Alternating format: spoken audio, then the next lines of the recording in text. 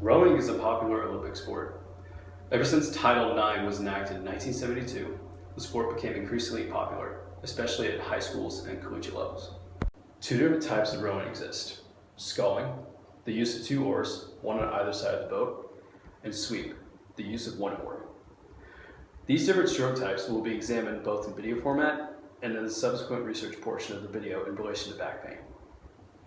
Several varieties of boats can be rowed. The most competitive are 8-person sweep rowed boats. 4-person, 2-person, and 1-person boats also exist, all of which besides single-person boats can be rowed by sculling or sweeping. Anyone can participate in the sport, even lightweights, who are eligible to participate in 1996. Though the sport prefers taller people, as added height provides extra length in the water per stroke, allowing for more distance covered per stroke. In a unique fashion, rowing involves racing towards the finish line backwards, as the rower is facing the stern or back of the boat, with his or her feet anchored in foot stretchers to keep them in place during practice and competition. For some final background information, races in rowing vary throughout seasons. In the fall, 5-kilometer races are held, and boats are sent down the courses one at a time, with final placement simply based on time. In the spring, 2-kilometer races are held, where 6 to 7 boats begin simultaneously, making the races fast-paced, head-to-head events.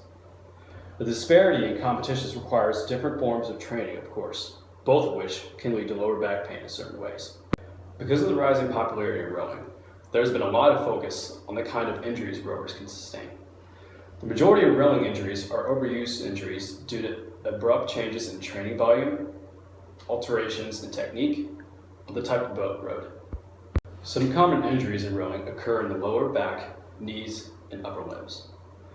Lower back is the second most common, making up 22% of all rowing injuries and 82.2% of studied individuals reporting lower back pain in one article. To truly understand why lower back pain is so prevalent in rowers, Alec will demonstrate proper rowing form in both a sculling and sweep fashion on a concept 2 ergometer, with Noah explaining the musculoskeletal components of a stroke. Cool.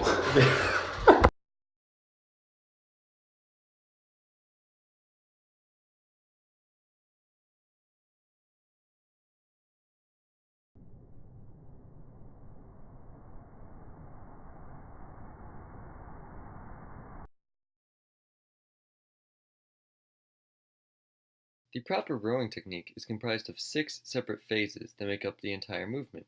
They are the catch phase, the drive phase, the release phase, and the reverse of these 3 actions, which are the opposite, done in the reverse order, which are called the recovery phase. The catch phase is when the rower's legs and back are fully compressed with shins perpendicular to the water. The arms are fully extended as the oar enters the water. The blade entry occurs at maximum shoulder extension and is initiated by independent movement of the handle in relation to the shoulders.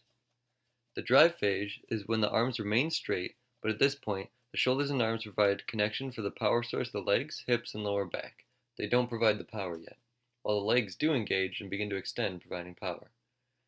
Once back extension occurs, the arms engage to allow for continued acceleration of the blade through the water. In the release phase, a release angle of 110 degrees is considered optimal, where the hands brush the abdomen. At this point, the hands tap down to remove the blade from the water. The blades are feathered to become parallel to the water and allow for aerodynamic position and to allow rowers to clear any wash or rough conditions that may be present.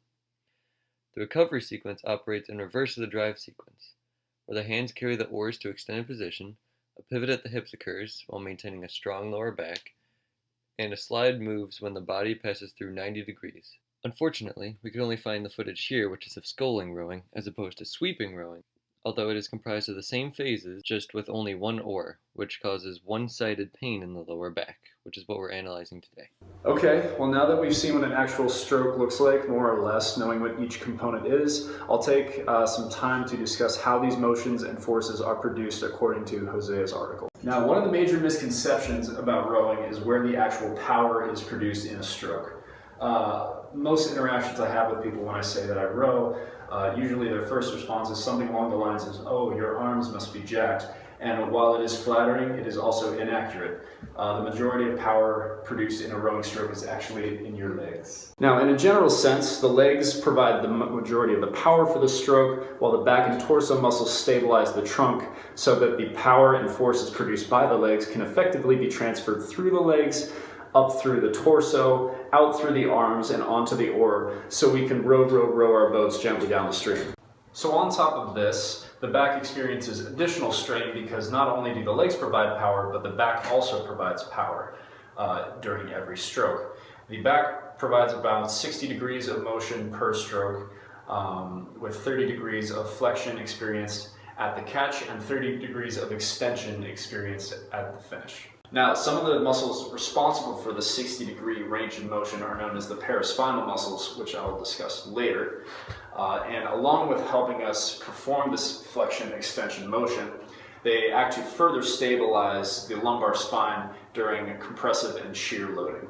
Rather than focus on the fact that I am now in my room and wearing a different shirt, we're going to focus on allowing Galen to enlighten us on some of the interesting facts regarding the forces experienced during each stroke in rowing, using Reed's article as information. As Alec just mentioned, the lumbar region does experience a high magnitude of force with each stroke. Peak compressive forces in men have been shown to reach 6,066 newtons, with averages of 3,919 newtons. Peak compressive forces in women have been shown to reach 5,031 newtons, with averages of 3,330 newtons. Shear forces exist as well, though in smaller peak loads. Men can experience up to 848 newtons of pressure, with women experience 717 newtons of pressure. Due to the increased flexion in the lumbar spine, combined with heavy loads and forces, injury is almost certain. When a person is executing a sweep rowing action, more stress is added to the lumbar spine due to the rotating movement in the spine. Patterns of asymmetry of muscle activity were observed between left and right erector spinae muscles during extension. This was significantly related to rowing side. These observations could be related to the high incidence of low back pain among oarsmen. Prolonged and cyclic flexion, like what is performed during rowing, can result in a tenfold increase in exposure to lower back pain. As Carter explained earlier, there are two forms of rowing. Not four, two. There is sweep rowing, which involves the use of one oar, and scull rowing, or sculling, which involves the use of two oars. As seen in the video documenting my time on the sweep rowing setup of the Concept 2 ergometer, sweep rowing involves some extra curving strain on the back, which adds to extra torsional and lateral bending stresses on the actual lumbar spine. Now, in a general sense, these stresses on the back tend to be inversely related to the stroke rate at which you are rowing. What this means is that at lower stroke ratings, like a 12 strokes per minute stroke rating, you are far more likely to experience high stress loading on your lumbar area, whereas at a high stroke rating, such as a 36 stroke per minute rating, you experience less loading on your back per stroke. Now, earlier Carter mentioned that back injuries make up 22% of all rowing injuries.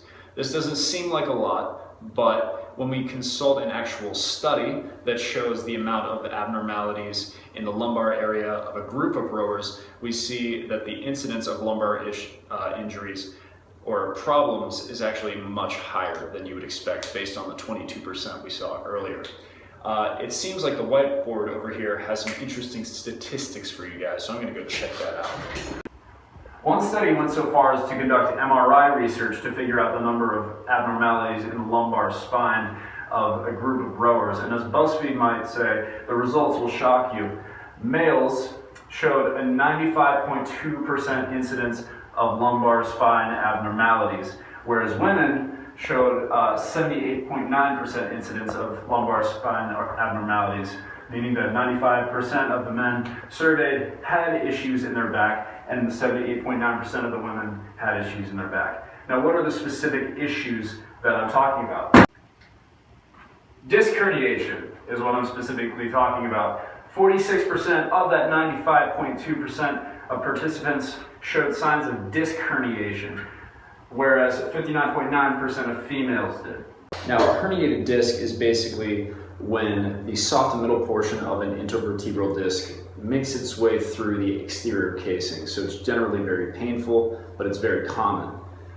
Which is why it's very strange that only 17% of the men, or the women, and 25% of the men in this study indicated any neurological symptoms of disc herniation. So there was no typical pain or any other sign that anything was wrong outside the body. Up until this point, I've been discussing lower back pain in rowers, mostly due to just the nature of rowing and what it does to your lower back. But I'm going to dive a little bit more into the element of fatigue and how the fatigue of the paraspinal muscles, known as the erector spinae muscles, can actually lead to more pain or injury development in the lumbar section of the spine. So to understand what I'm talking about when I'm talking about the erector spinae muscles, let's see a nice picture, huh?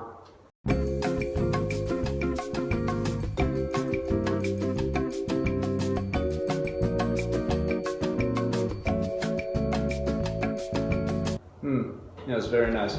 All right, now that we understand what we're looking at, let's take a deeper look at Caldwell's study.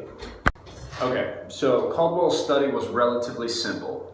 What the researchers did was get 16 young rowers and have them engage in a 2,000 meter erg test, which is a typical but hellish exercise for rowers. And they monitored their changes in lumbar flexion and their muscle activity in the erector spinae muscles. The two main results of Caldwell's study are as follows. 1, lumbar flexion increased over the course of the 2,000 meter piece, and 2, so did paraspinal or erector spinae muscle activity. The conclusion of the study was that the increase in lumbar flexion and increase in muscle activity in the erector spinae was due to fatigue over the course of the 2,000 meters, which is thought to have large consequences in regard to the development of back pain in rowers. To compress all of this information into one little snippet, we find that the primary cause of lower back pain in rowers is rowing. That's pretty much it.